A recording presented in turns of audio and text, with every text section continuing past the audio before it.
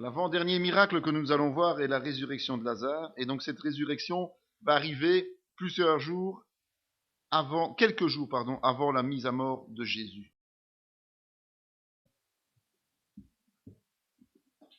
Il y avait un homme malade, Lazare de Béthanie, village de Marie et de Marthe, sa sœur. C'était cette Marie qui oignit de parfum le Seigneur et qui lui essuya les pieds avec ses cheveux. Et c'était son frère, Lazare, qui était malade. Les sœurs envoyèrent dire à Jésus, « Seigneur, voici celui que tu aimes est malade. » Après avoir entendu cela, Jésus dit, « Cette maladie n'est point à la mort, mais elle est pour la gloire de Dieu, afin que le Fils de Dieu soit glorifié par elle. » Or Jésus aimait Marthe, et sa sœur, et Lazare. Lors donc qu'il eut appris que Lazare était malade, il resta 2 jours encore dans le lieu où il était.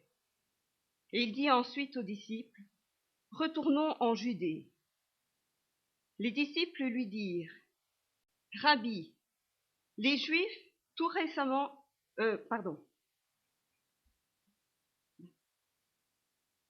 Rabbi, les Juifs tout récemment cherchaient à te lapider, et tu retournes en Judée ?»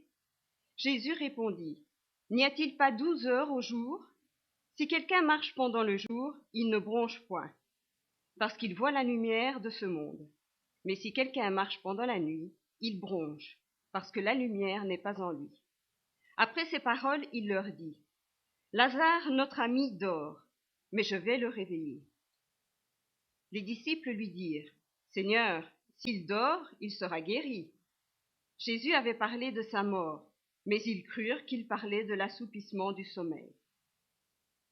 Alors Jésus lui dit ouvertement, « Lazare est mort, et à cause de vous, afin que vous croyiez, je me réjouis de ce que je n'étais pas là. Mais allons vers lui. » Sur quoi Thomas, appelé Didyme, dit aux autres disciples, « Allons aussi, afin de mourir avec lui. » Jésus étant arrivé, trouva que Lazare était déjà depuis 4 jours dans le sépulcre. Et comme Béthanie était près de Jérusalem, à 15 stades environ, beaucoup de Juifs étaient venus vers Marthe et Marie pour les consoler de la mort de leur frère. Lorsque Marthe apprit que Jésus arrivait, elle alla au-devant de lui, tandis que Marie se tenait assise à la maison. Marthe dit à Jésus, « Seigneur, si tu eusses été ici, mon frère ne serait pas mort. Mais maintenant même, je sais que tout ce que tu demanderas à Dieu, Dieu te l'accordera. » Jésus lui dit, « Ton frère ressuscitera. » « Je sais, lui répondit Marthe, qu'il ressuscitera à la résurrection au dernier jour. » Jésus lui dit, « Je suis la résurrection et la vie. Celui qui croit en moi vivra, quand même il serait mort. Et quiconque vit et croit en moi ne mourra jamais. Crois-tu cela ?» Elle lui dit, « Oui, Seigneur, je crois que tu es le Christ, le Fils de Dieu, qui devait venir dans le monde. » Ayant ainsi parlé, elle s'en alla. Puis elle appela secrètement Marie, sa sœur, et lui dit, « Le Maître est ici et il te demande. » Dès que Marie eut entendu, elle se leva promptement et alla vers lui, car Jésus n'était pas encore entré dans le village, mais il était dans le lieu où Marthe l'avait rencontré. Les Juifs qui étaient avec Marie dans la maison et qui la consolaient, l'ayant vue se lever promptement et y sortir, la suivirent, disant, « Elle va au sépulcre pour y pleurer. » Lorsque Marie fut arrivée là où était Jésus, et qu'elle le vit, elle tomba à ses pieds et lui dit, « Seigneur, si tu eusses été ici, mon frère ne serait pas mort. » Jésus, la voyant pleurer, elle et les Juifs qui étaient venus avec elle, frémit en son esprit, et fut tout ému. Et il dit, « Où l'avez-vous mis ? » « Seigneur, lui répondirent-ils, viens et vois. » Jésus pleura, sur quoi les Juifs dirent, « Voyez comme il l'aimait. » Et quelques-uns d'entre eux dirent, « Lui qui a ouvert les yeux de l'aveugle, ne pourrait-il pas faire aussi que cet homme ne mourût point ?» Jésus, frémissant de nouveau en lui-même, se rendit au sépulcre. C'était une grotte, et une pierre était placée devant. Jésus dit, « Ôtez la pierre. » Marthe, la sœur du mort, lui dit, « Seigneur, il sent déjà, car il y a 4 jours qu'il est là. » Jésus lui dit, « Ne t'ai-je pas dit que si tu crois, tu verras la gloire de Dieu ?» Ils ôtèrent donc la pierre, et Jésus leva les yeux en haut et dit, « Père, je te rends grâce de ce que tu m'as exaucé.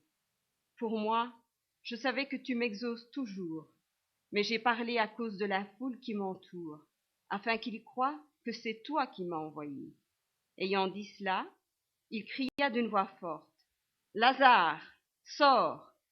Et le mort sortit, les pieds et les mains liés de bandes, et le visage enveloppé d'un linge. Jésus leur dit, « Déliez-le et laissez-le aller. » Plusieurs des Juifs qui étaient venus vers Marie et qui virent ce que fit Jésus crurent en lui. Mais quelques-uns d'entre eux allèrent trouver les pharisiens et leur dirent ce que Jésus avait fait.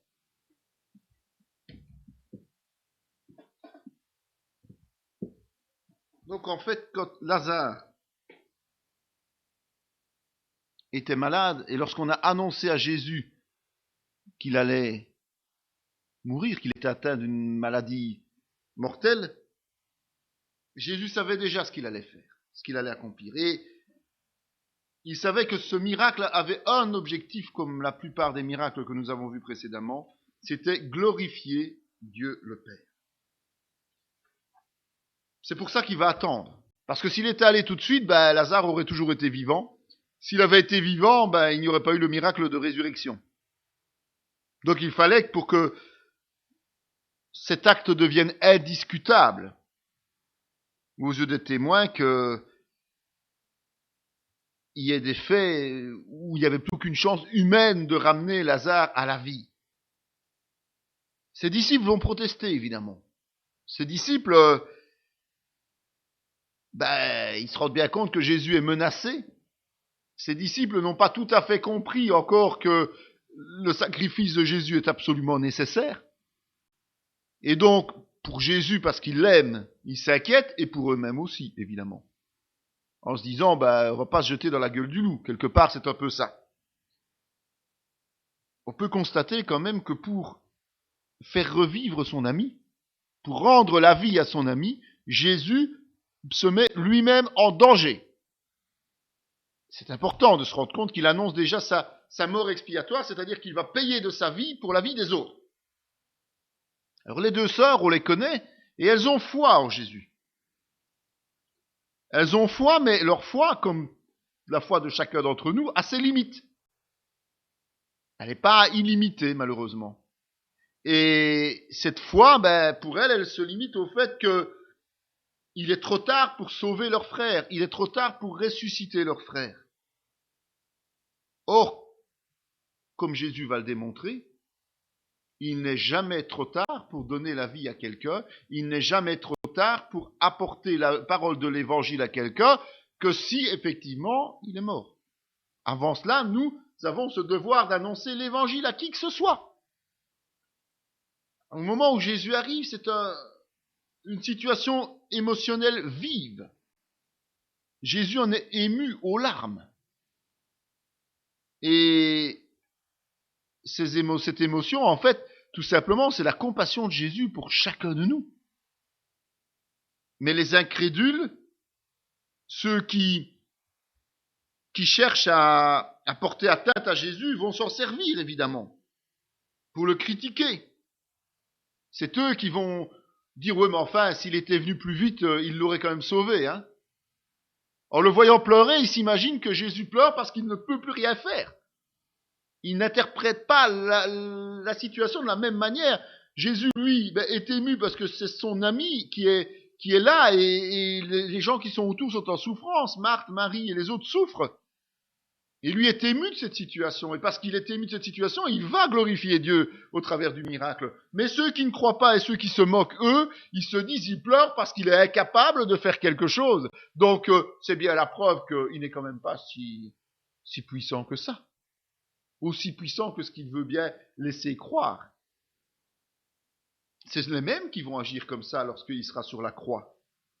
Parce qu'ils vont rien comprendre de la portée victorieuse de la mort expiatoire de Jésus-Christ.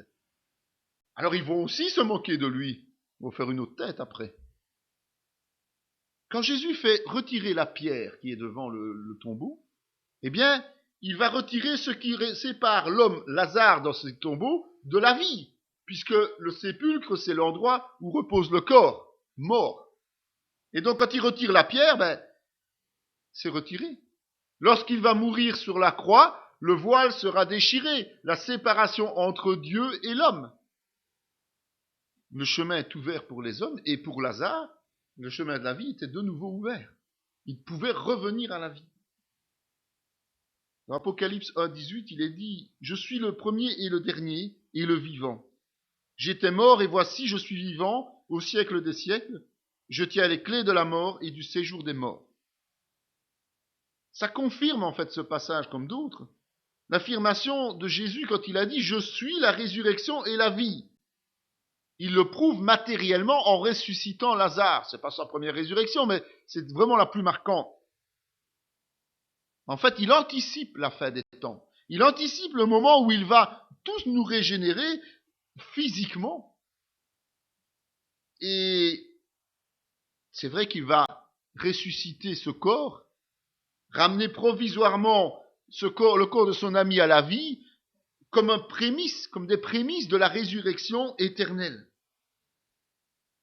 Il va symboliser notre vie spirituelle, notre âme et notre esprit qui vont continuer à vivre au moment de notre nouvelle naissance, au travers de notre mort physique et jusqu'à notre résurrection corporelle. Cette âme et cet esprit qui vont survivre dans un corps à terme incorruptible. C'est ainsi qu'il donne la promesse de la résurrection pour la vie éternelle. Quand il a ressuscité Lazare, quand Lazare est sorti, fallait pas avoir trop peur à cette époque-là, parce qu'il est sorti, vous savez, un peu comme des films d'horreur quand on voit des morts vivants, c'était ça, quoi. Un cadavre qui a été exposé pendant 4 jours ça doit plus être ce n'est plus très rafraîchissant, dirons-nous. Mais c'est comme ça qu'il est sorti. Et là, qu'est-ce qu'il dit ? Il donne un ordre, il dit de le délier et de le laisser aller. Mais nous, c'est ça aussi, en tant que chrétiens mûrs, nous sommes amenés à aider les nouveaux convertis à se libérer de tout leur passé, de tout ce qui vient de la chair, et de faire avec eux un travail d'accompagnement pour les amener justement à ce qu'ils puissent aller d'eux-mêmes, c'est-à-dire arriver dans la maturité spirituelle. Donc nous devons aider les nouveaux convertis en les enseignant, en priant avec eux, en les aidant s'il faut, en les dégageant de certaines choses s'il le faut. Mais en tout cas, c'est notre travail de chrétien de faire ça pour les amener à la maturité spirituelle où ils sont capables d'aller seuls et de devenir eux-mêmes des serviteurs accomplis. Il faut quand même noter que dans ce long passage, il y a un point intéressant. C'est que même si beaucoup croient parce qu'ils ont vu, il y en a d'autres quand même qui refusent de croire et qui préfèrent rester dans le principe de la religiosité parce qu'ils ne veulent pas être bousculés par la croyance, par la foi. Ils ne veulent pas être transformés dans leur vie, ils veulent rester sur des acquis et des habitudes et des choses qui ne les perturbent pas. Et donc ils vont s'en remettre au Sanhédrin. Ils vont aller se plaindre auprès des autorités religieuses parce qu'ils ne veulent pas changer, qu'ils ne veulent pas admettre qu'il y a quelque chose de nouveau. On va lire la suite de ce passage-là parce que c'est pas fini. C'est une grande histoire, c'est une longue histoire. Qui dit « Alors les principaux sacrificateurs et les pharisiens assemblèrent le Sanhédrin et dirent « Que ferons-nous ? Car cet homme fait beaucoup de miracles.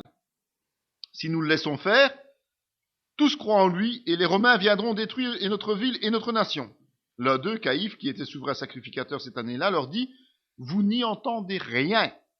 Vous ne réfléchissez pas qu'il est dans votre intérêt qu'un seul homme meure pour le peuple et que la nation entière ne périsse pas.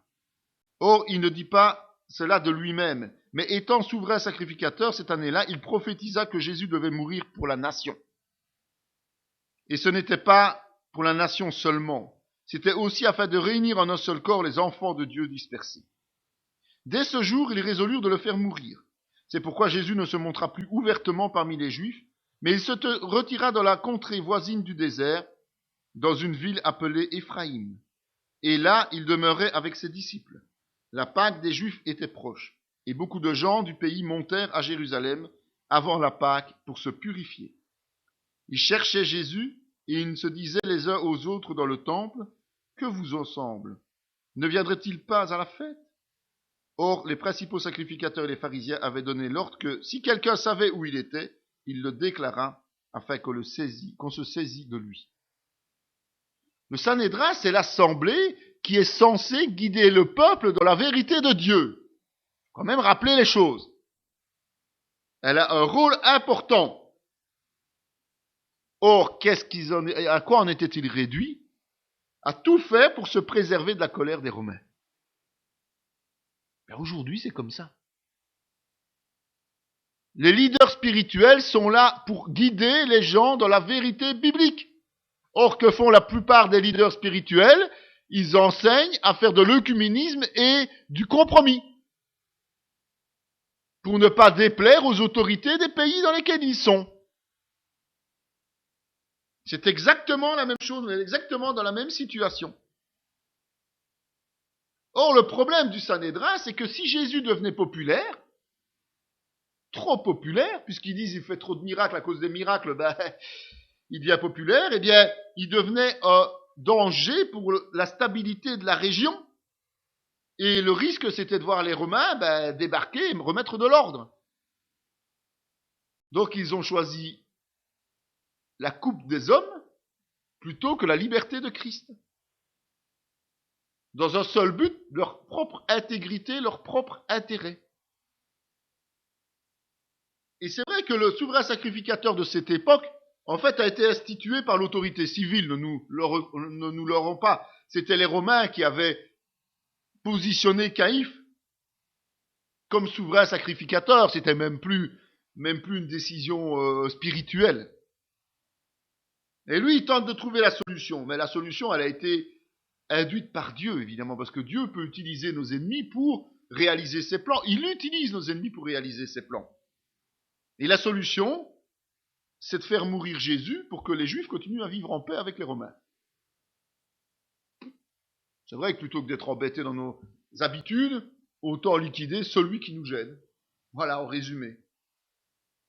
Mais, comme le dit la parole, c'est bien une prophétie qui a été donnée.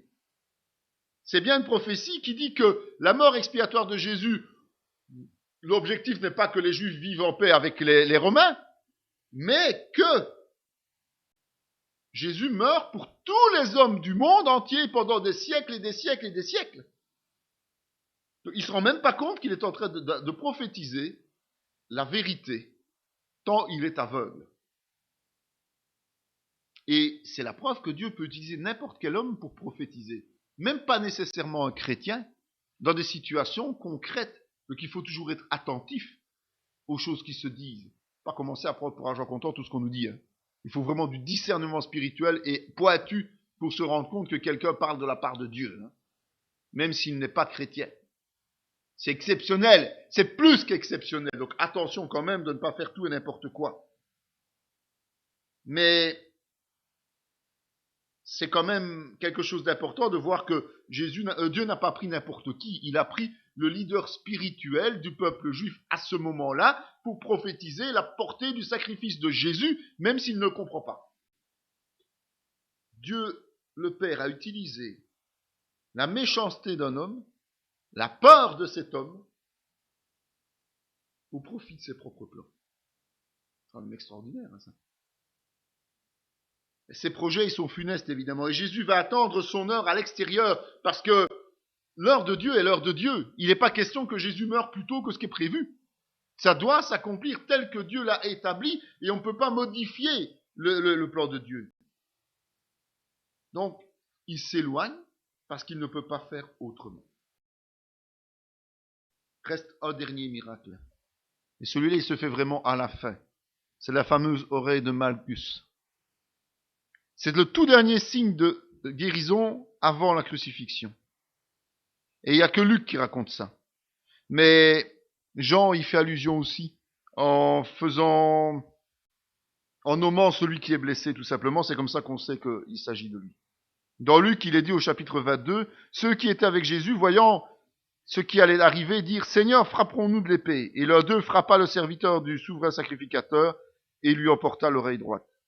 Mais Jésus, prenant la parole, dit, laissez, arrêtez. Et ayant touché l'oreille de cet homme, il le guérit. Et dans Jean chapitre 18, il est dit ceci, Simon-Pierre, qui avait une épée, la tira et frappa le serviteur du souverain sacrificateur et lui coupa l'oreille droite. Ce serviteur s'appelait Malchus. Jésus dit à Pierre, remets ton épée dans le fourreau, ne boiras-tu pas la coupe que le Père m'a donnée à boire? Ne boirai-je pas la coupe, que le Père m'a donnée à boire? De nouveau, c'est notre ami Pierre. C'est toujours notre ami Pierre. Le castard, le dominant. Et cet ami, il a décidé de s'interposer par la force. À ce moment-là, il a peur de rien. Il faut quand même remarquer la différence au moment où il va renier Jésus plus tard, et cet instant présent où il est dans le danger subitement, c'est comme quand il a commencé à marcher sur l'eau, il ne se rend pas compte de ce qu'il fait au moment où il agit. L'impulsion. Puis après, il réfléchit. Il agit et puis il réfléchit. Pas toujours bon, hein. Et donc là, il dégaine et poif là, il coupe l'oreille de garde. Ça aurait pu finir dans le sang, cette histoire-là. Parce qu'il a commis une erreur, et que cette erreur, elle ne devait pas être commise quelque part. Mais on voit que là, toute la différence entre un Pierre qui est toujours impulsif, qui n'a pas encore été visité par le Saint-Esprit, qui n'a pas encore commis son erreur fatale, brisé totalement et reconstruit par Jésus, on voit que, à côté de ça, toute la compassion de Jésus-Christ. Une compassion extraordinaire. Jésus a décidé d'accomplir sa mission jusqu'au bout. Donc, il ne peut pas accepter que ses apôtres le protègent. Il doit être arrêté, c'est l'heure. Il va réparer l'erreur de son disciple qui est trop impétueux. Donc, son disciple a commis une erreur, c'est pas grave, il l'assume. Il la prend sur lui-même. Et plus que ça, en réparant cette erreur, il va guérir un de ceux qui vient l'arrêter pour le condamner à mort et l'exécuter. C'est quand même clair, il le sait, lui. Puisqu'il sait les plans de Dieu, il connaît les plans de Dieu. Il aurait pu se dire, oh écoute, il va quand même m'en faire voir de toutes les couleurs, il n'a qu'à souffrir un peu pour le restant de ses jours. Non, il ne va pas partir de ce principe-là. Il va tout simplement partir sur le principe de c'est un être humain, il est blessé, il est devant moi, je le guéris. Un peu plus tard, il nous dira, maintenant mon âme est troublée, et que dirais-je? Père, délivre-moi de cette heure, mais c'est pour cela que je suis venu jusqu'à cette heure. Jésus veut accomplir l'œuvre du Père. Et Jean va à plusieurs reprises le souligner dans son évangile. Jusqu'à son terme, ça veut dire que tout doit être fait exactement comme Dieu le Père l'a décidé. Sinon, il faut bien comprendre qu'il n'y avait aucune raison qu'il vienne sur terre. Aucune raison.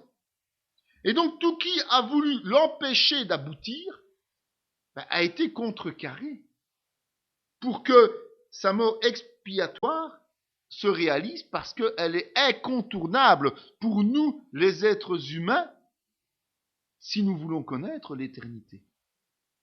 C'est ainsi qu'on arrive à la fin des miracles, que tous ces miracles qui ont été accomplis glorifient Dieu, mais nous enseignent chacun sur des choses très précises de la vérité biblique et nous permettent de voir que, au-delà de gestes extraordinaires qui sont malheureusement aujourd'hui prioritairement utilisés dans certaines églises, le miracle n'est jamais qu'un appui de la foi, une conséquence de la foi, et que s'il y a miracle, il doit surtout y avoir enseignement, il doit surtout y avoir un travail de conversion, donc une évangélisation. Ce sont les signes qui suivront la conversion et pas l'inverse. Nous allons maintenant aborder un tout autre thème que ce qui précède, mais qui a aussi sa raison d'être parce que c'est intéressant de voir comment Jésus se comportait dans toutes les situations. Et alors qu'on a vu les portées spirituelles des paraboles, les enseignements en tout cas qu'ils apportaient, et les miracles, donc la portée des miracles, la raison d'être des miracles. On va voir maintenant quelques extraits de la vie de relation, la vie relationnelle que Jésus avait avec tout qui l'entourait. Donc on va voir aussi bien avec des proches, mais avec les gens qu'il rencontrait.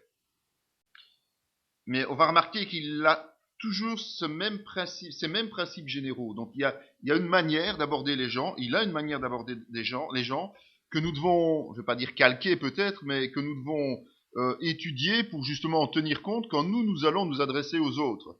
Et ça, c'est important, évidemment. Il a des principes généraux, mais il a aussi des particularités dans sa façon d'aborder les gens. Et en fonction de son public, eh bien, son comportement va changer, va différer. S'il va s'adresser aux pauvres, ben, il va le faire différemment de quand il parle à ses disciples. Quand il s'adresse aux femmes, il ne le fait pas de la même manière que quand il s'adresse à sa famille. Quand il va s'adresser à ceux qui lui font des reproches, il ne va pas s'adresser à eux de la même manière qu'à ceux qui sont justement, on va dire, ses défenseurs.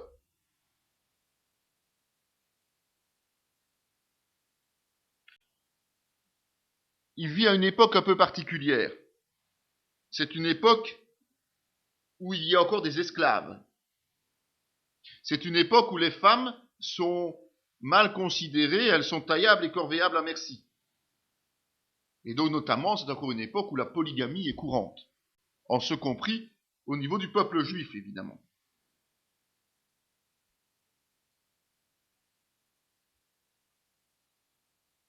Il dit clairement, et ça c'est important,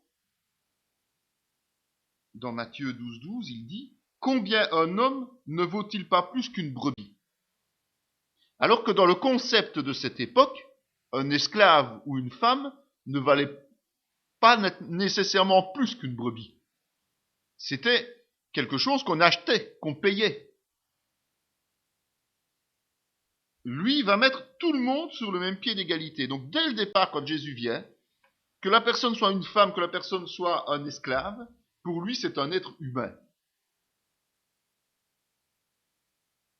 On remarquera d'ailleurs que dans la suite des évangiles, dans les actes aussi, mais surtout dans la suite des évangiles, beaucoup de disciples étaient en fait des femmes. Elles suivaient Jésus, et d'ailleurs ce sont elles qui ont été fidèles jusqu'à la fin. Elles ont été bénies de cela, puisque c'est elles qui ont constaté d'abord qu'il était ressuscité.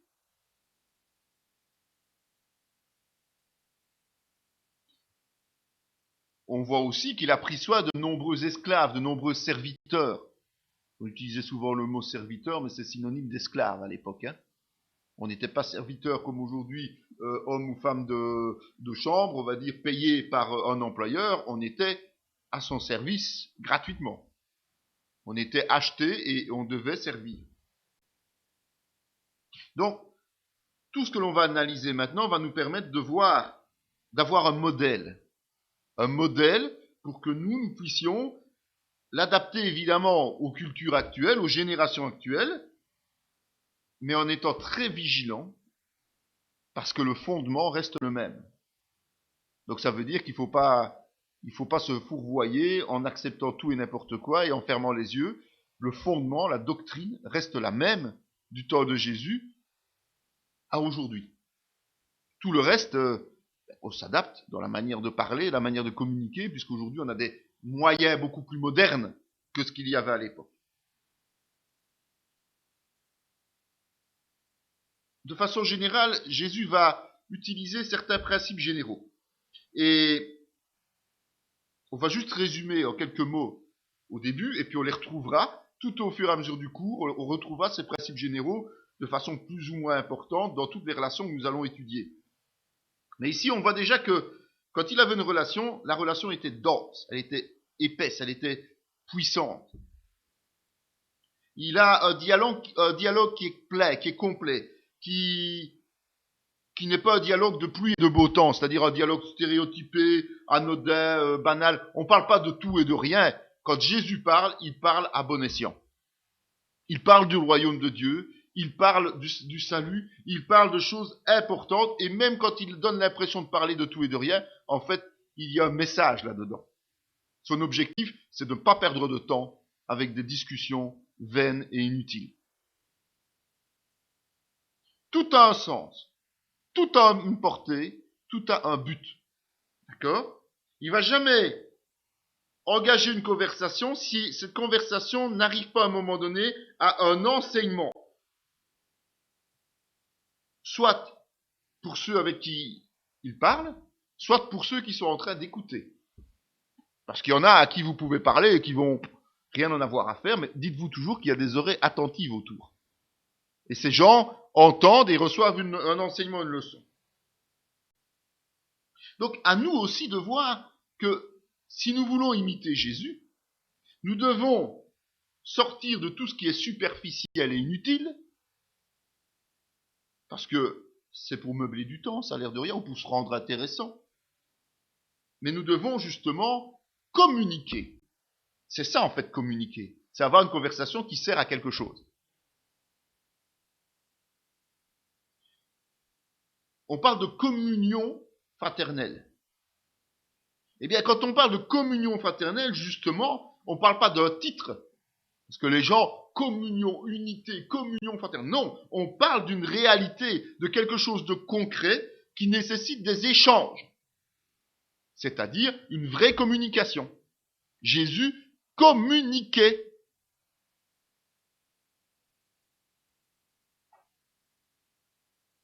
Quand vous allez vous trouver face à quelqu'un qui ne connaît pas Jésus, à quoi est-ce que ça va servir de parler de la pluie et du beau temps si à la fin ou au cours de votre conversation, on n'arrive pas à apporter le témoignage?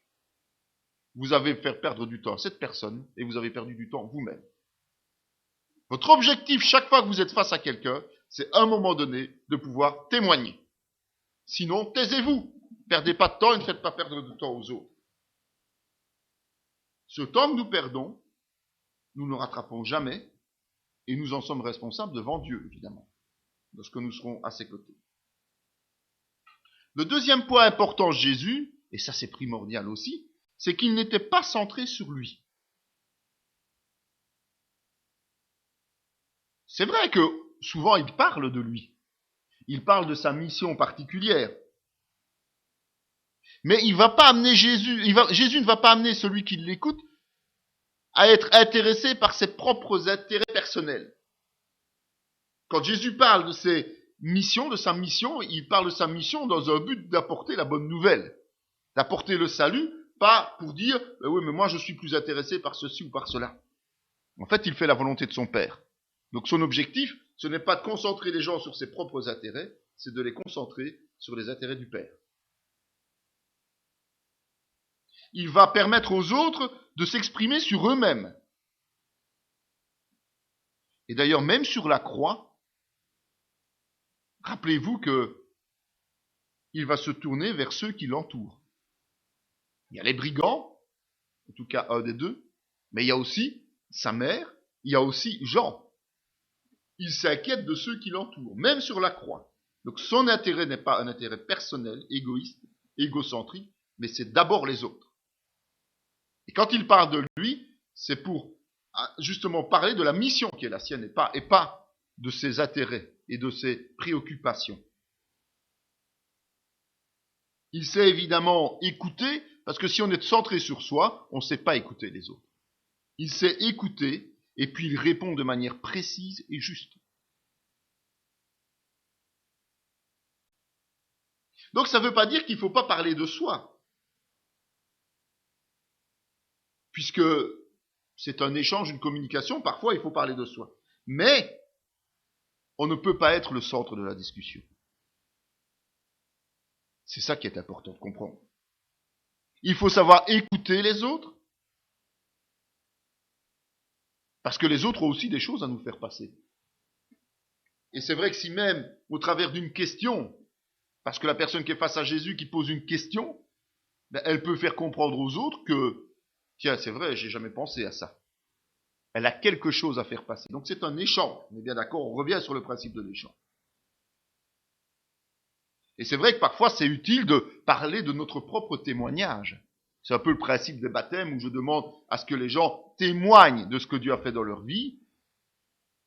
Il ne faut pas systématiquement parler de soi et parler de son témoignage, mais c'est important à certains moments, quand on le ressent, quand le Saint-Esprit nous fait ressentir, de parler de son propre témoignage, parce que ça peut encourager d'autres qui connaissent des problèmes similaires, des difficultés similaires. Mais attention de ne jamais en faire un acte de héros, un acte héroïque. Quand on témoigne, c'est témoigner de façon humble, parce que c'est Dieu qui agit et pas les hommes. Donc on ne fait rien d'extraordinaire. Et ça sert à rien de le répéter tout le temps non plus. D'accord? Donc un témoignage est utile, mais attention de la manière dont on le fait, et certainement pas pour s'enorgueillir vis-à-vis des autres. L'objectif, c'est d'élever l'autre, de l'aider, de le soutenir. Pas de lui faire comprendre, moi je suis un héros et toi tu n'es rien. Troisième point que vous retrouverez pratiquement dans chaque dialogue de Jésus, c'est le fait qu'il est incisif et vrai. Et c'est surtout dans le passage du jeune homme riche que l'on va se rendre compte que Jésus est tel que je viens de le dire. On se rend compte dans ce passage-là que Jésus aime le jeune homme riche. Il l'aime. On voit qu'il a de la compassion pour lui. D'accord ? Ce garçon cherche de tout son cœur Jésus. Il cherche de tout son cœur le conseil de l'homme qui est face à lui, Jésus, ou bien de Dieu qui est face à lui. Il veut obtenir la vie éternelle et il essaye d'être irréprochable. Donc c'est quelqu'un qui essaye d'agir du mieux possible. Mais c'est pas pour ça que Jésus va lui donner raison, va l'encourager dans ce qu'il fait. Jésus, même s'il a de l'amour pour ce jeune homme, et surtout parce qu'il a de l'amour pour ce jeune homme, il va lui donner un conseil que ce jeune homme n'est pas capable d'accomplir. Il lui dit de tout vendre, et qu'à partir de ce moment-là, il pourra prétendre justement qu'il n'a plus aucune attache qui l'empêche d'être auprès de Dieu. D'accord ? C'est la première fois, en fait, de sa vie que ce jeune homme est mis face à une vérité claire, nette et précise. Jusque-là, il a eu les enseignements, comme tout le monde, il a eu les règles à respecter pour être soi-disant sauvé, comme les pharisiens l'enseignaient, comme les scribes, comme les rabbins faisaient. Ils donnaient la Torah, ils donnaient les règles, ils enseignaient l'Ancien Testament, et il faut faire ceci, il faut faire cela, on ne peut pas faire ceci, on ne peut pas faire cela, mais dans l'ensemble, il n'avait jamais eu des paroles aussi claires, nettes et précises. Et il est parti, penaud. La vérité, quelque part, l'a bloqué dans sa démarche vis-à-vis de Dieu. On ne sait pas ce qu'il est devenu après. Donc, peut-être a-t-il été sauvé, peut-être ne l'a-t-il pas été. Il ne faut pas commencer à tirer des conclusions d'une histoire qui n'est pas racontée dans la Bible. Mais au moment même où il a été mis devant une vérité, sans embâge, sans dorure, sans rajout, mais quelque chose de clair, net et précis, comme la parole nous l'enseigne, eh bien, il n'a pas su tenir.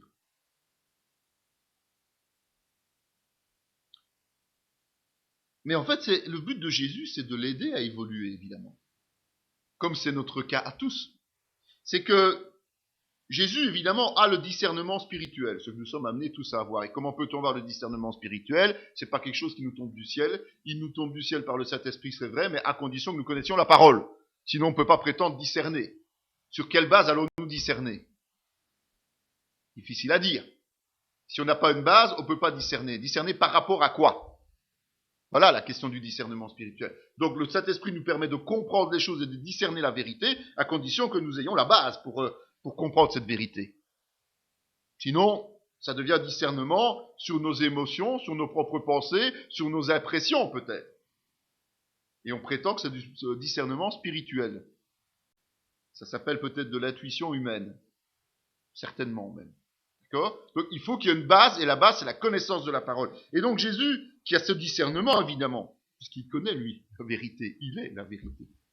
Eh bien, va mettre le doigt sur le point faible, le seul peut-être point faible que ce jeune homme a et qui l'empêche de vivre la liberté en Christ. C'est un point faible, non pas pour le démolir, mais pour le faire naître, justement, pour le faire grandir, pour qu'il puisse s'améliorer.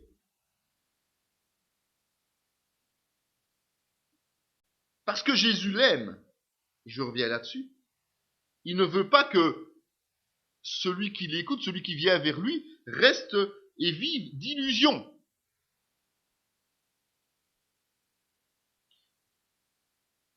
Il va tout le temps remettre en cause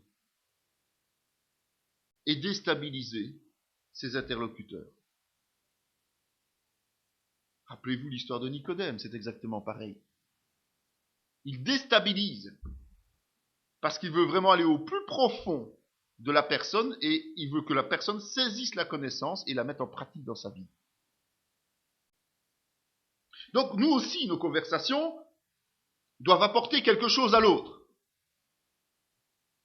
La volonté, c'est pas de choquer, mais la volonté, c'est par amour d'amener la personne à comprendre et à être transformée. Croyez-moi, le jeune homme riche a été choqué, mais ce n'était pas l'objectif de Jésus. L'objectif de Jésus, c'était de le secouer pour lui faire comprendre. Mais parfois, il faut choquer les gens, mais l'objectif, c'est pas de choquer, c'est justement d'apporter quelque chose. D'accord ? Mais la conséquence peut être que la personne est choquée.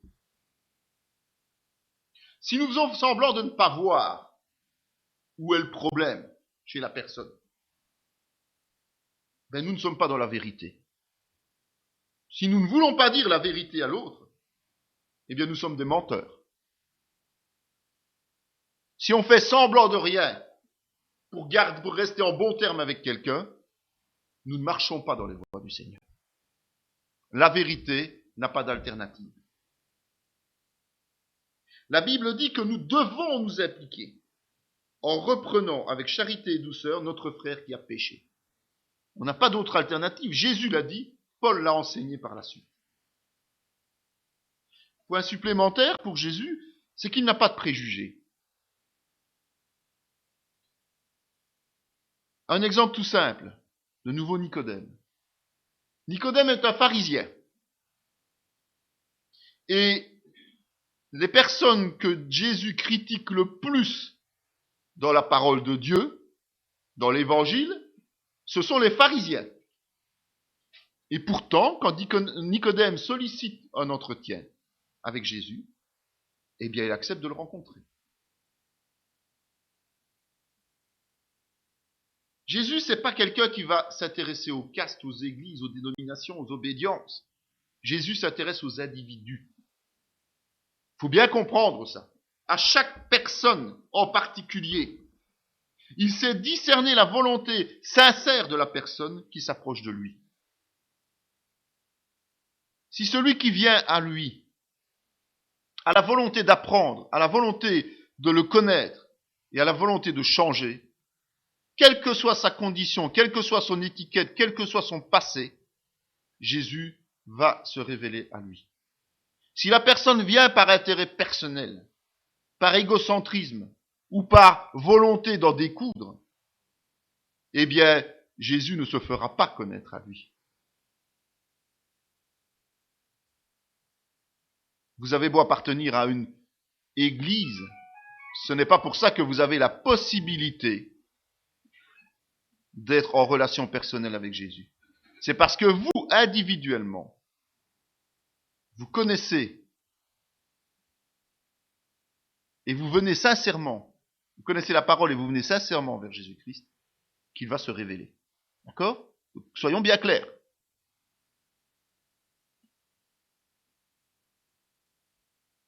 Dans nos relations, nous devons aussi veiller à ne pas mettre de barrières. Des barrières de type humain. En fait, nous allons être face à des gens qui, pour certains, ont une maturité spirituelle, d'autres sont dans l'erreur doctrinale, et d'autres ne connaissent pas du tout Jésus. Mais si nous partons du principe que ces gens ne méritent pas que nous nous abaissions à parler avec eux, ben nous mettons une barrière. Si nous disons, je n'aime pas, par exemple, tel type de personne,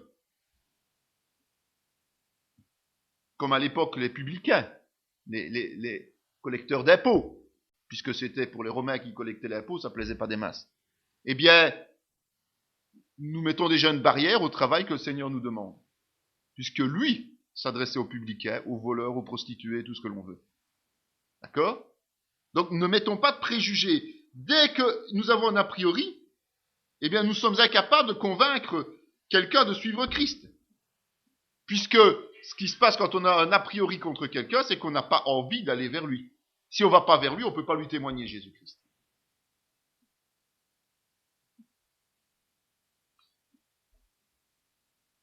Donc, nous vivons d'une certaine manière, mais nos critères de vie ne peuvent pas être utilisés pour ne pas aller vers les autres. Paul disait, je me suis fait tout à tous.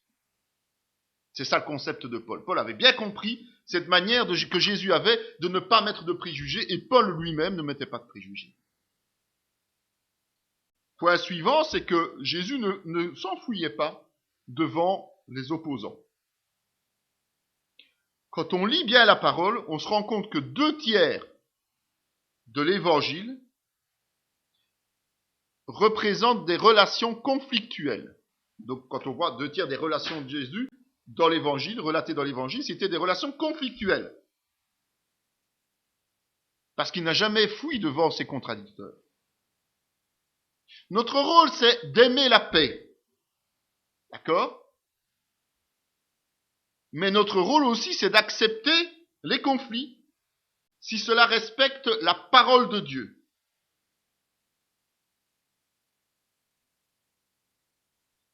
C'est le rôle de chaque chrétien. Parce qu'il ne faut pas se dire, c'est uniquement le pasteur, c'est uniquement ceci ou cela. Nous devons savoir faire face aux détracteurs, parce que nous sommes tous au service les uns des autres, et donc nous sommes tous bergers de nos frères et de nos sœurs. Nous devons tous protéger les autres et nous protéger nous-mêmes, plutôt que de nous cacher derrière nos anciens. Je vous rappelle que nous avons tous un sacerdoce, le sacerdoce universel, c'est-à-dire chaque être humain est prêtre auprès de Dieu, quelque part, entre guillemets. Donc nous sommes responsables de nos frères et de nos sœurs. Donc quand on ne réagit pas, quand on se tait face aux agressions concernant notre foi, on porte une part de responsabilité sur le fait que nos églises sont aujourd'hui dans un état si lamentable. Si on veut ranimer la flamme du réveil, on doit pouvoir affirmer ses positions. Ça ne veut pas dire qu'il faut commencer à débattre de tout et de rien avec tous nos détracteurs, mais ça veut dire qu'il faut rester sur nos positions et ne pas hésiter à les défendre chaque fois que nécessaire, plutôt que d'essayer de faire comme si de rien n'était. On ne doit pas se cacher. Tout le monde doit savoir que nous sommes des chrétiens et que nous avons une position claire, nette et précise. Ce qui est remarquable aussi dans les caractéristiques de Jésus, c'est qu'il ne cherchait pas à convaincre à tout prix. Il ne cherchait pas à convaincre à tout prix, c'est un point important. Jésus ne va pas justifier ce qu'il dit. Donc il ne va pas défendre ce qu'il dit simplement parce que, oui, je dis ça parce que ceci ou parce que cela. Non. Il est clair, il dit, puis il s'en va. Son objectif, c'est de toucher le cœur des gens. Pas simplement de leur appliquer une petite pommade apaisante. C'est en profondeur.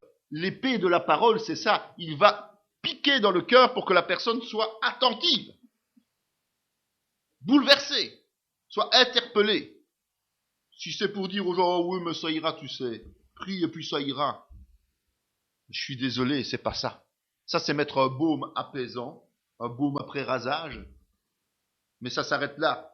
Le lendemain, il faut en remettre du baume. Si ceux qui écoutent Jésus, qui sont là, ne veulent pas suivre ce qu'il dit, il se tourne et il s'en va. Voilà ce que Jésus fait. Ou il les laisse partir. Quand il va se présenter comme étant le pain de vie aux Juifs, les Juifs n'en veulent pas, ils n'en veulent pas.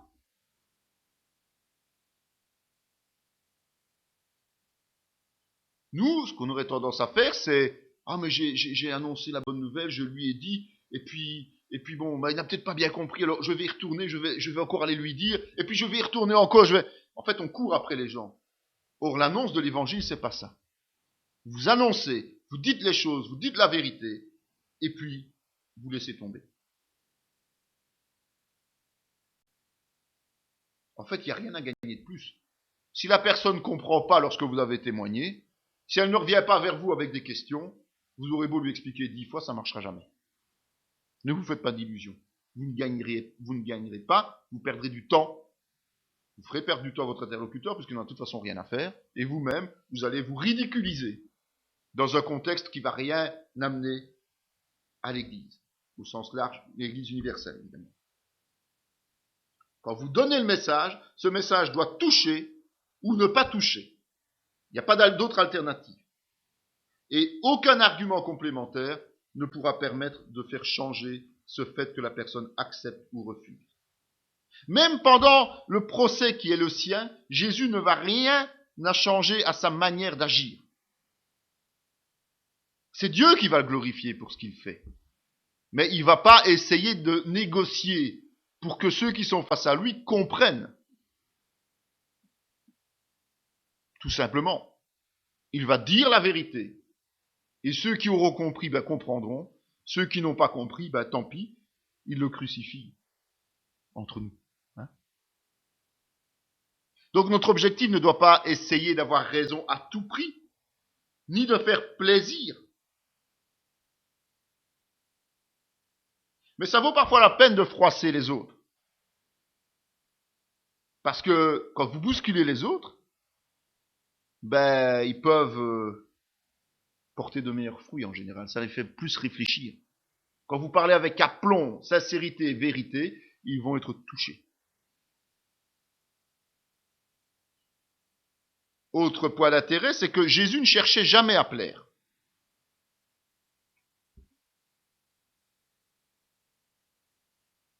Jésus va dénoncer l'hypocrisie des pharisiens. Il va refouler des gens qui sont venus le rencontrer parce qu'il leur a déjà annoncé et qu'ils reviennent tout simplement parce que, comme beaucoup de chrétiens aujourd'hui, ils voulaient des signes, des prodiges et des miracles. Donc Jésus ne va jamais s'arrêter sur le principe de « qu'est-ce que je dois faire pour leur faire plaisir ?» La vérité, c'est ça. Si vous venez avec un esprit hypocrite, je dirais que vous êtes des hypocrites. En résumé. Si vous venez avec un esprit qui veut un intérêt personnel, je vous dirais que vous êtes des égocentriques.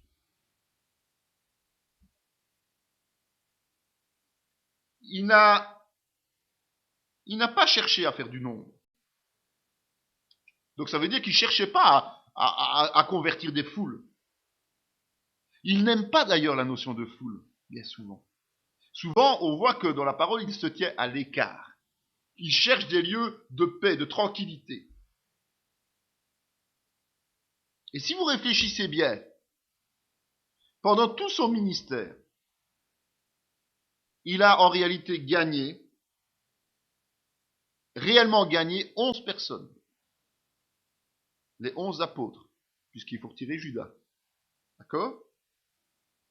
Et il a attiré vers lui, de façon durable, quelques dizaines de personnes, dont une majorité de femmes. On voit qu'à un moment donné, il envoie 70 disciples. D'accord ? On voit qu'au moment de sa mort, les femmes sont là, mais il n'y a plus de disciples. Même plus d'apôtres. Donc il a vraiment convaincu 11 personnes, qui n'ont même pas été fiables jusqu'au bout. Il a influencé quelques dizaines de personnes, et ça s'arrête là. Entre nous, si aujourd'hui on prend ces critères-là, au niveau d'une église locale, on va dire ça marche pas. C'est une église qui ne porte vraiment pas de fruits. On est bien d'accord ? On pourrait dire qu'il a échoué. Un ministère pareil, avec une telle puissance du Saint-Esprit et tout, qui n'amène que quelques dizaines de personnes sur 3 ans de temps. Franchement, avec tous les voyages qu'il a fait, avec les foules qu'il a rassemblées, le message d'évangile qu'il a apporté, et si peu de gens, quelques personnes eh bien, c'est un échec. Mais non. Parce qu'en fait, qu'est-ce qu'il a fait? Il a formé quelques serviteurs efficaces qui, dès la Pentecôte, c'est-à-dire quelque temps après sa remontée dans les cieux, vont bouleverser totalement la vie sur terre. En d'un seul discours, des milliers de personnes vont venir à Christ, alors que lui, il n'en a amené que quelques dizaines. Est-ce que vous vous rendez compte de cette divergence? Alors aujourd'hui, on agit tout à fait à l'inverse.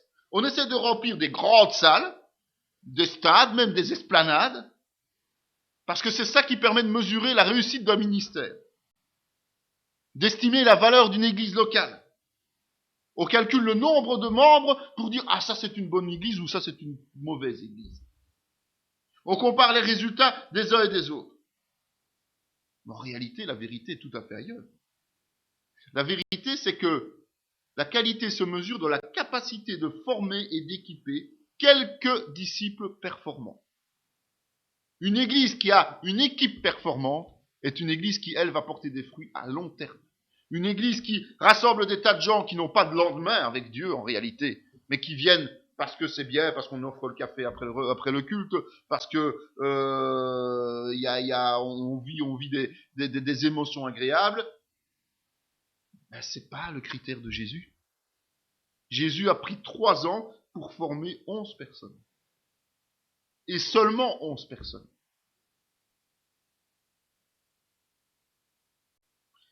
Combien de personnes, et vous pouvez demander à tous les ministères, en tout cas ceux qui ont l'honnêteté de dire les choses telles qu'elles sont, combien de personnes ont été émues dans une ambiance particulière qu'on a créée parce qu'il y a une foule compacte? Combien de personnes ont donné leur cœur à Jésus-Christ? Et puis, le lendemain, il n'y a pas de lendemain spirituel. C'est la même foule qui s'est rassemblée près de Jésus à plusieurs reprises, que même Jésus a nourri avec des miracles, en multipliant le pain et les poissons. C'est eux aussi qui se sont rassemblés pour acclamer Jésus quand il rentrait à Jérusalem et qui ont jeté devant lui des palmes. Mais ce sont eux aussi qui, quelques jours après, réclamaient sa mort. Parce qu'il y avait de meilleurs orateurs, de meilleures influences, à ce moment-là, qui pouvaient les amener à changer d'avis. C'est de la démagogie, ça. Et la démagogie, elle est à la source de tous les revirements possibles, imaginables. Alors, la question à se poser, chacun doit se poser. Est-ce que je suis un démagogue ou est-ce que je suis un serviteur de Jésus-Christ? Est-ce que mon but est de plaire et donc d'amasser un grand nombre de personnes et si possible un grand nombre de biens? Ou bien est-ce que ma volonté est que le petit nombre qui me sera confié soit efficace dans son service?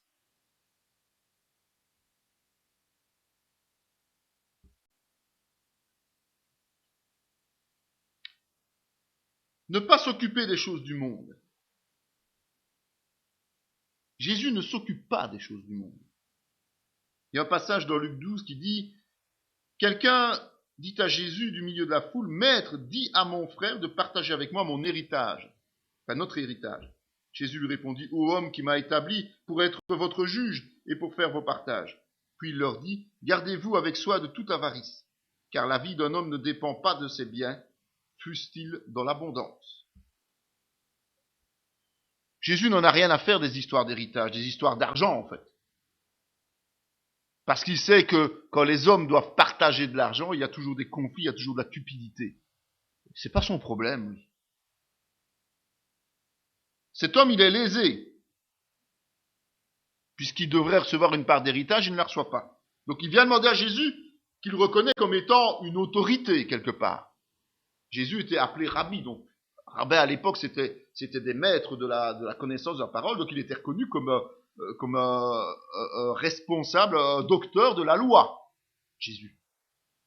On ne se rend pas toujours compte, on ne s'imagine pas toujours qu'il était reconnu comme docteur de la loi. Il était, pour le peuple juif, un enseignant de la parole. Donc c'est important comme de se rendre compte. Et on voit que cette autorité, à l'époque, les juifs avaient cette autonomie religieuse, et donc quand ils devaient même trancher des problèmes financiers ou autres entre juifs, eh bien, ils faisaient appel aux rabbins, ils faisaient appel aux scribes qui tranchaient pour eux. Et donc cette personne qui se sent lésée, reconnaît en Jésus ce docteur de la loi et va lui demander de régler. Eh bien lui, il refuse carrément de s'immiscer là-dedans. Mais il va donner une leçon spirituelle, évidemment. Il profite même de ce moment-là où il refuse de répondre à la demande de cette personne, qui est certainement lésée, donc qui a raison de réclamer son dû. Il va lui donner plutôt une leçon spirituelle.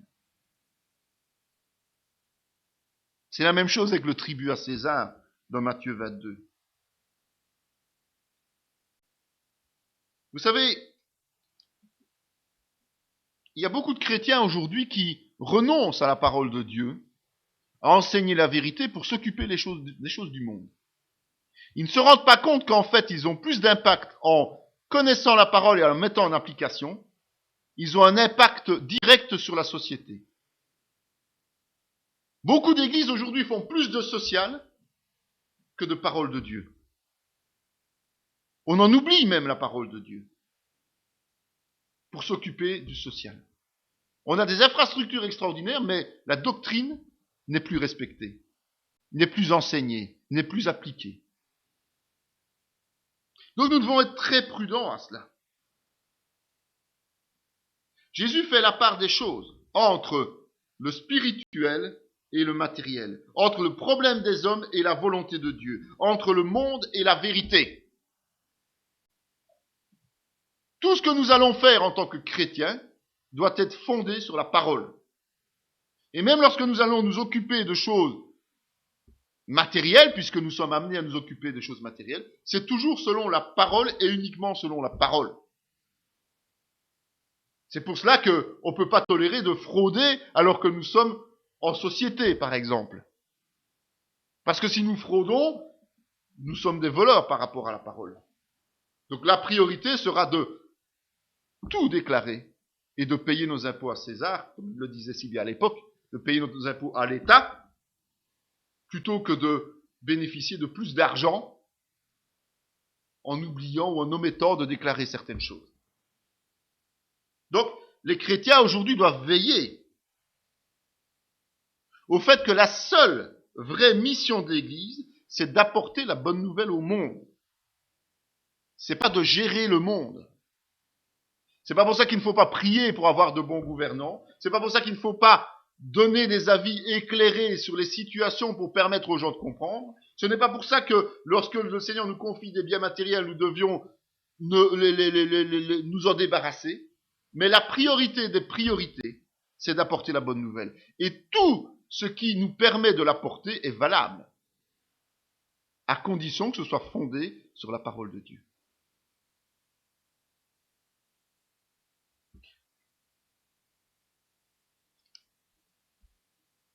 À partir de là, nous aurons de vraies conversions.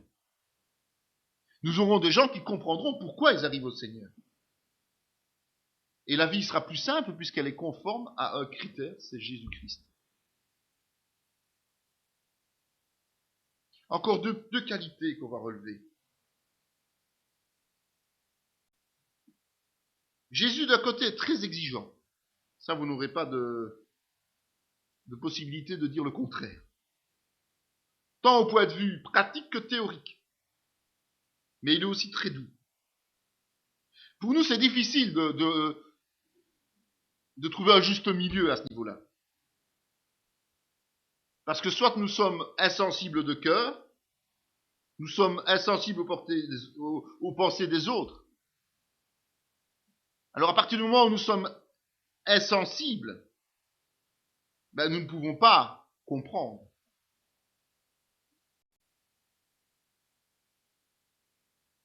Il faut partir comme Jésus d'un seul principe, c'est que chacun a sa manière de fonctionner. Nous sommes des individus. Okay? Individuels, un. Et donc à partir de là, il faut rester sur la doctrine, mais il faut comprendre que chacun aura son évolution personnelle. Ce que vous ne devez pas tolérer, c'est la régression, c'est la paresse, c'est l'abandon, parce que ça, ce n'est pas biblique. Donc vous devez être clair à ce niveau-là. Mais vous ne pouvez pas attendre de tout le monde qu'il fasse la même chose que vous. Qu'il ait le même ministère, qu'il ait les mêmes résultats, qu'il ait le même travail, la même plénitude de travail. Chacun est personnel et individuel.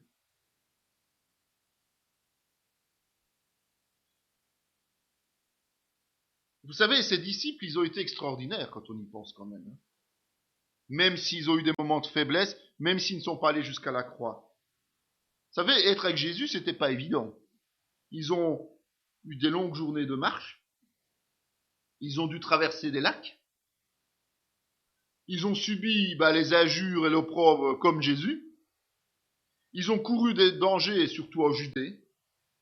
Leur réputation personnelle, je vous dis que ça, ceux qui accompagnaient Jésus, ils étaient réputés pour étant des sectaires.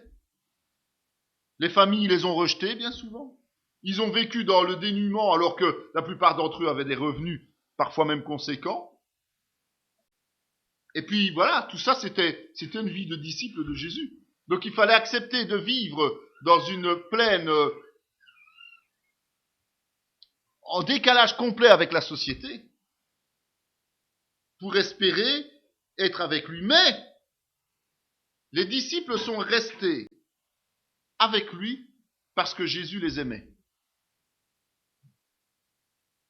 Et parce qu'il l'aimait.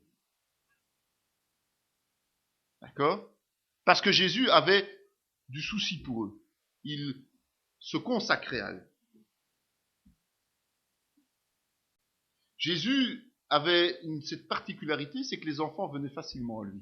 C'est une preuve que il était gentil. Les enfants aimaient venir vers lui. Or, le critère d'un enfant, c'est quand même important.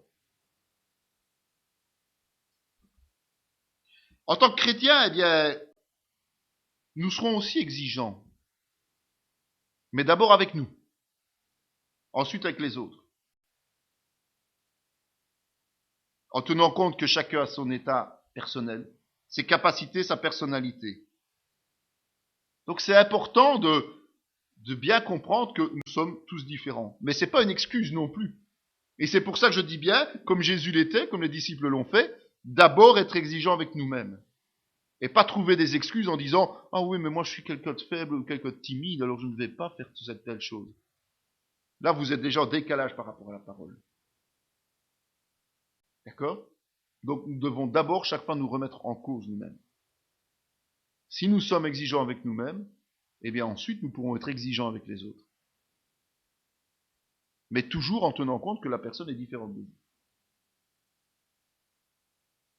Et en conclusion des règles générales, parce qu'après on va voir toutes les relations plus personnalisées, plus personnelles, mais on voit que toutes les conversations que Jésus a avec les gens commencent toujours au niveau terre à terre, au niveau terrestre, humain ou charnel.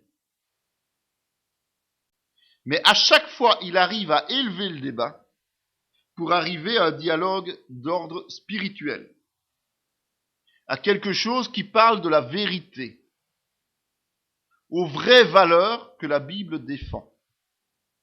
Il ne finira jamais une conversation sans cet apport de vérité spirituelle. Les gens vont toujours venir à vous avec des questions vraiment terre à terre. Même du style, mais si Dieu existait, pourquoi est-ce qu'il laisserait faire toutes ces choses? C'est pas spirituel comme question entre nous. Ou bien, qu'est-ce que tu penses de l'avortement? C'est pas spirituel comme question entre nous, dans la tête des gens qui viennent vers vous. Mais vous devez amener cette question terre à terre, comme Jésus le faisait, à un niveau spirituel. En fait, Jésus parle d'autre chose à la fin que de répondre à la question. Constaterez que chaque fois, il parle d'autre chose. Le sujet, il a déplacé le centre d'intérêt vers où il veut amener la personne. Il ne répond pas directement aux questions la plupart du temps. En tout cas, il ne répond pas de façon claire, de façon directe, en disant « Qu'est-ce que tu penses de l'avortement ? Ah, je suis contre !»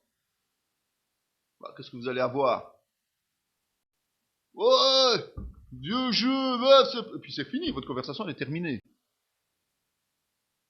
Et si vous amenez la personne à comprendre que vous fondez votre foi sur la Bible et que dans la Bible il y a un certain nombre de commandements que la personne connaît et que ces commandements prévoient que la vie doit être respectée, et voilà, et vous l'amenez au respect de la vie, et puis vous pouvez l'amener à témoigner de Jésus-Christ.